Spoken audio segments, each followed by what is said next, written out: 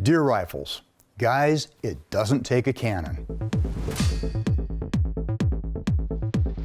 Guy Miner here from UltimateReloader.com. Today we're going to talk about alternatives to some of the hard-kicking rifles that many hunters use for deer hunting. Now, the hard kickers, that's a personal choice. You want to use one of those great big things? Go right ahead. It's not like I haven't.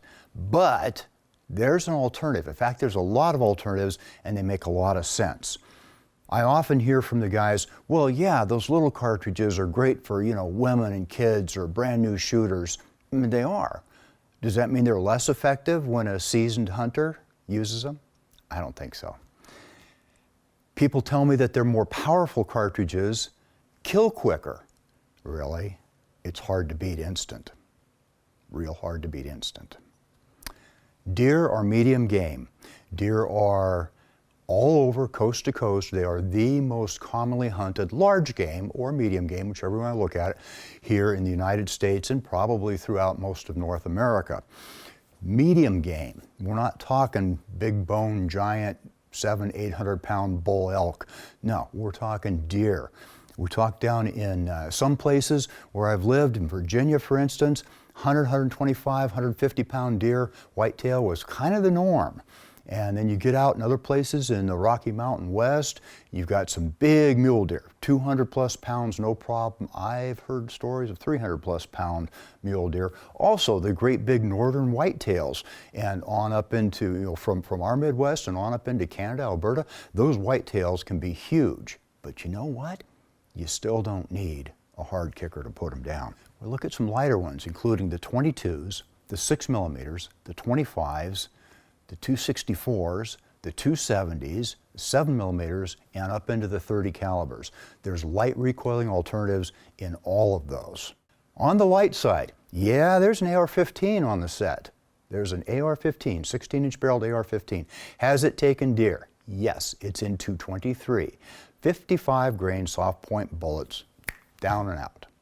Okay?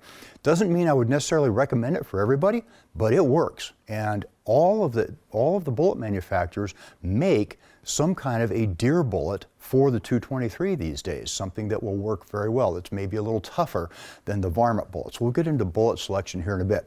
The 223, the 22-250, the 220 Swift, and a recent addition, the 22 Creedmoor, the other three, the older ones, they have all taken plenty of deer. It all depends on shot placement and using a good bullet. They're all good, and the 223 is kind of the baseline of that. The 22-250 and the 220 Swift just give you more velocity. Check your state regulations before you use a 22 for deer. The 6mm, next step up, and that, as far as I know, is legal in all states. I've been using a 6mm since 1974. It's when I started using the 6mm Remington. The 243 Winchester is probably the most popular of the 6s, has been since, the 50s. It's a great cartridge, 6mm Remington, and now the 6mm Creedmoor is on that same page there, using roughly a 100 grain bullet at about 3,000 feet per second.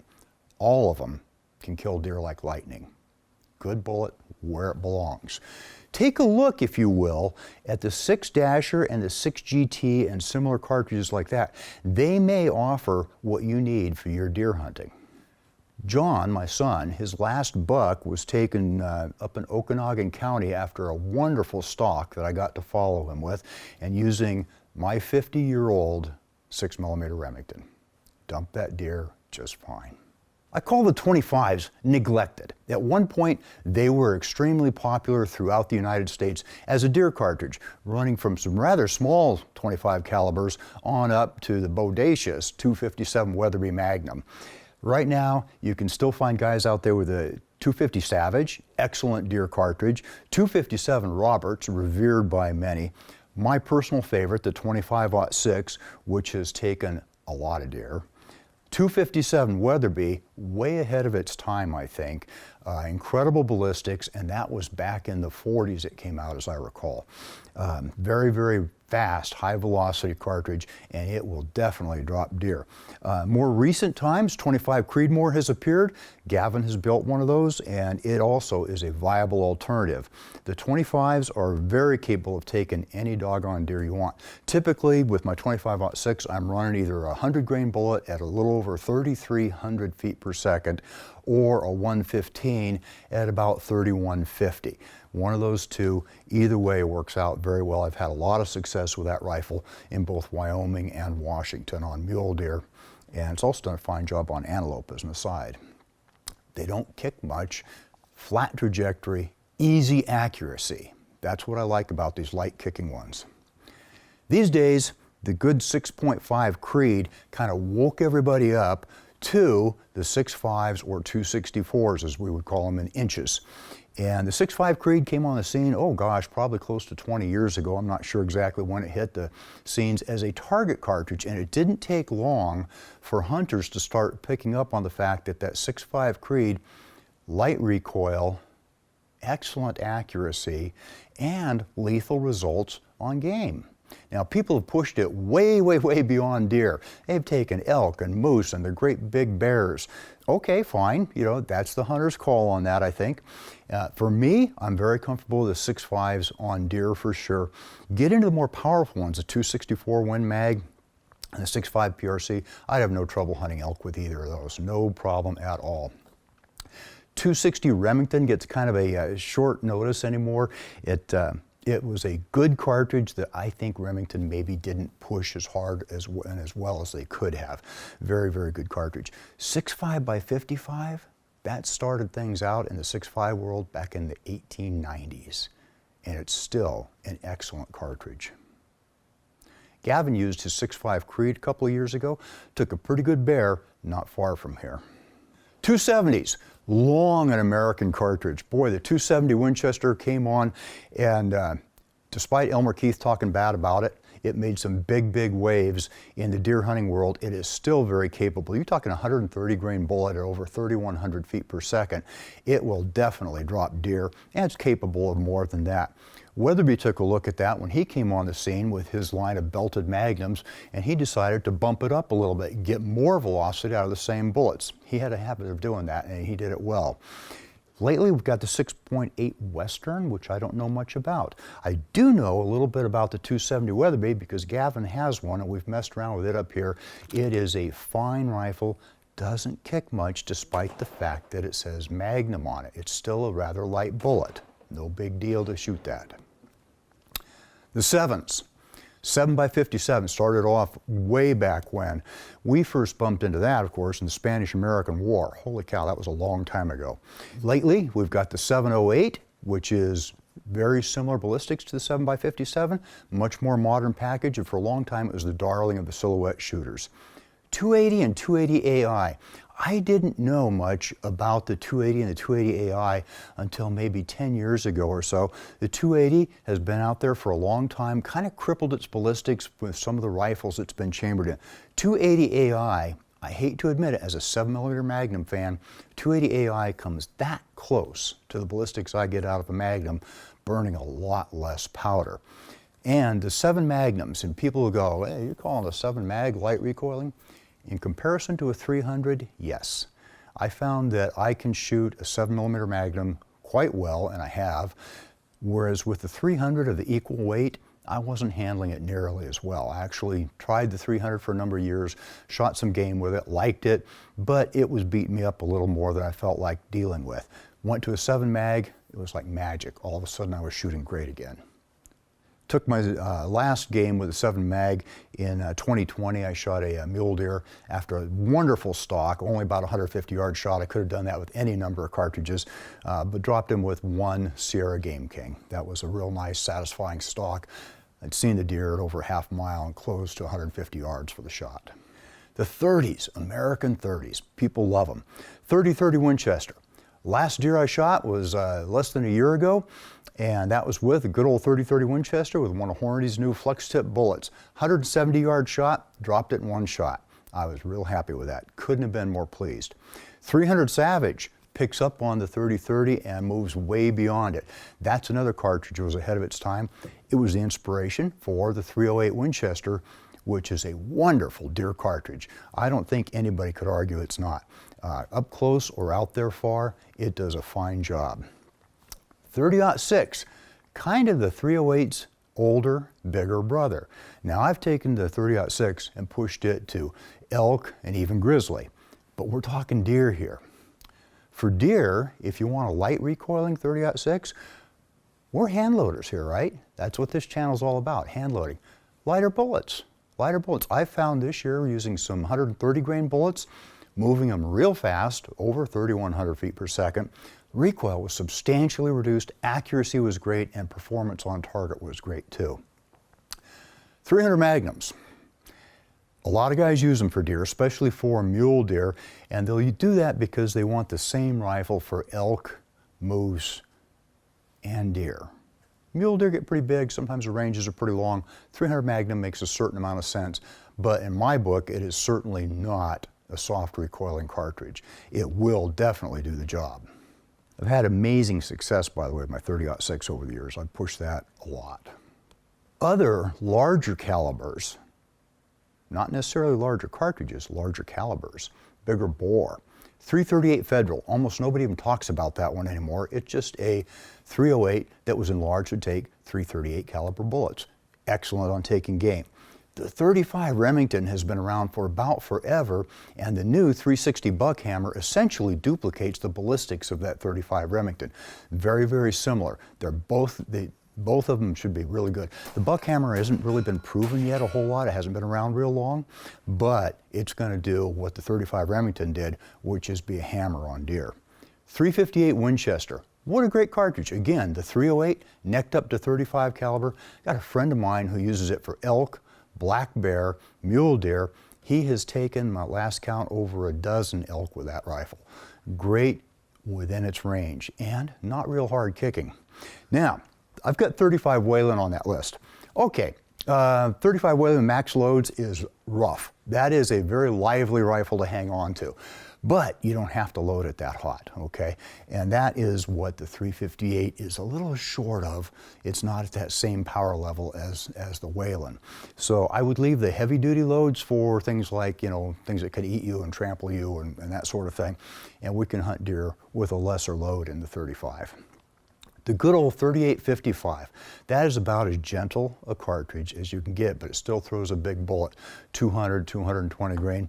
Winchester modernized it back in the 80s with a 375 Winchester Big Bore, they called it. Same basic thing, a little bit different and more velocity. Still pretty easy shooting if your rifle's got enough weight.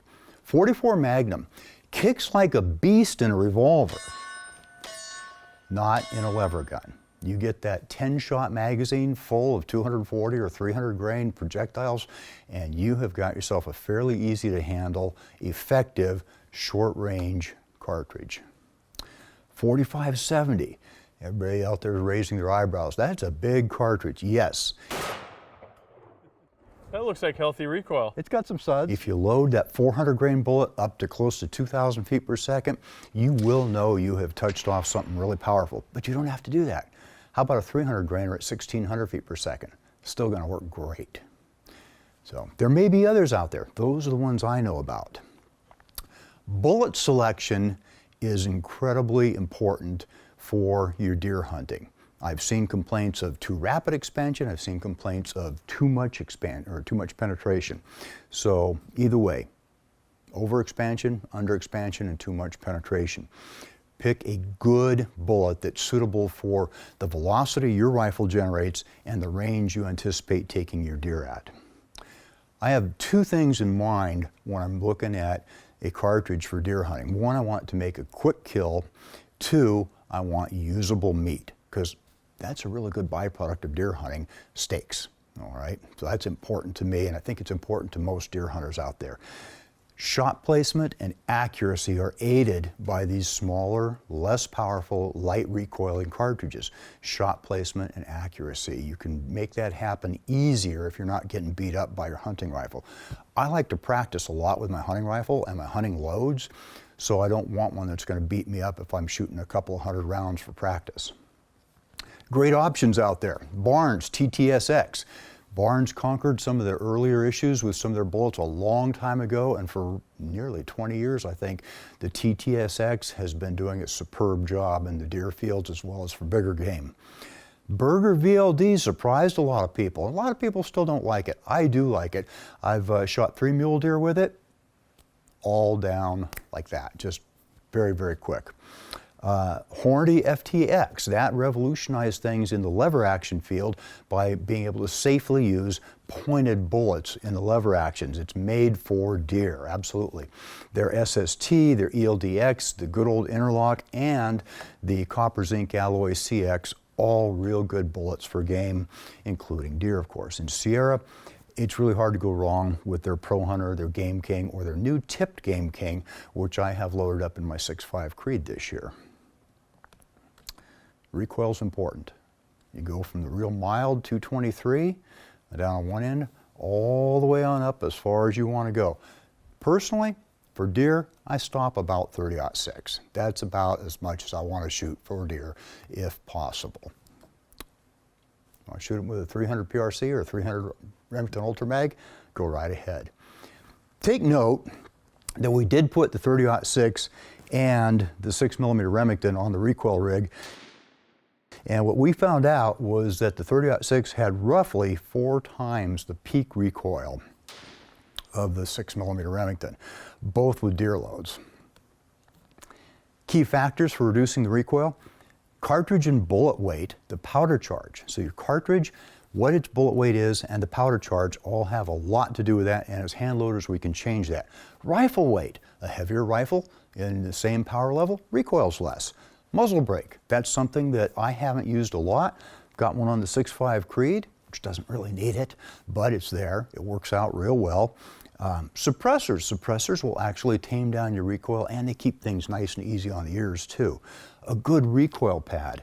Nothing like some of these nice aftermarket recoil pads you can put on the rifles for soaking up that shock to the shoulder. Works out just great. I took a look here at some of the popular cartridges out there and took a look and saw what was available in factory deer cartridges that attracted my attention.